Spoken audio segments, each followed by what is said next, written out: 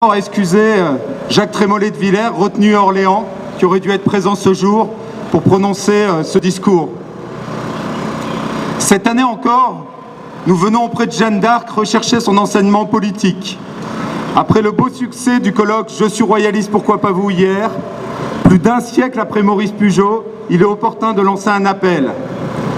Il me semble qu'en cette heure de crise, où tant de choses nous divisent, nous pourrions saisir cette occasion de nous retrouver unis de nouveau autour de cette lointaine et pure incarnation de la patrie, autour de Jeanne d'Arc qui, la première, voulut que la France fût aux Français dans un sens auquel tout le monde peut souscrire.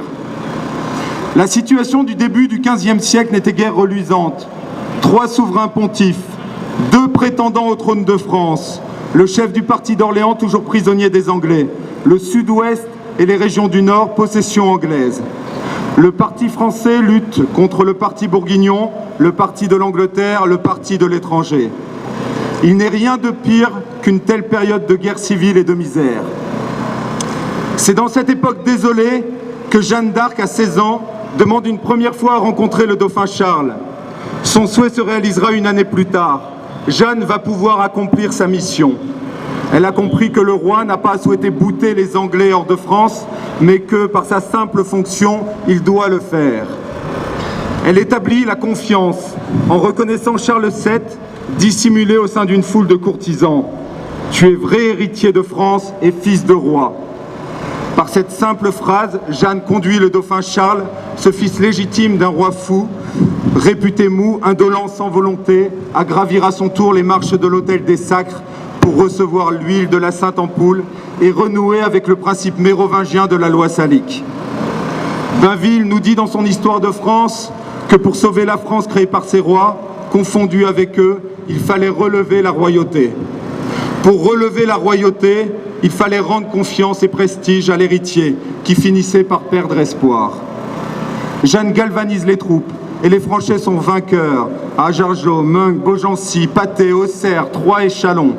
Son objectif reste Reims, la ville du sacre, et c'est le 17 juillet 1429 que Charles VII reçoit l'onction du Saint-Crème. Il devient légitime et incontestable. Maurras, je cite, lit distinctement dans sa pensée et dans son cœur les 3 idées directrices de l'ancien tiers-état français. Le patrimoine maintenu et la patrie sauvée par la royauté rétablie. Fin de citation. Si Jeanne se révèle un chef de guerre hors pair, elle est aussi un chef politique sans pareil. Elle fait sacrer le dauphin à Reims, qui devient loin du Seigneur. Devant les Français, elle restaure l'espérance en affirmant la légitimité et le droit de la figure royale. Sa mission principale accomplie, Jeanne d'Arc, prisonnière du parti de l'étranger, va mener héroïquement et saintement sa dernière bataille terrestre lors d'un procès perdu d'avance. L'évangile selon Pilate, selon l'expression de Charles Péguy. À la lecture des actes du procès de Rouen, comment ne pas penser à Antigone, cette autre figure de la légitimité? Devant le projet capétien pour la France.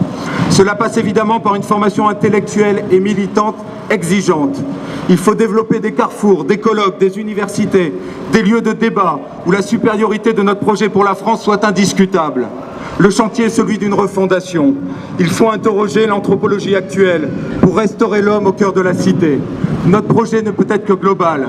Pour que vive le roi, vive Jeanne d'Arc. Pour que vive la France, vive le roi.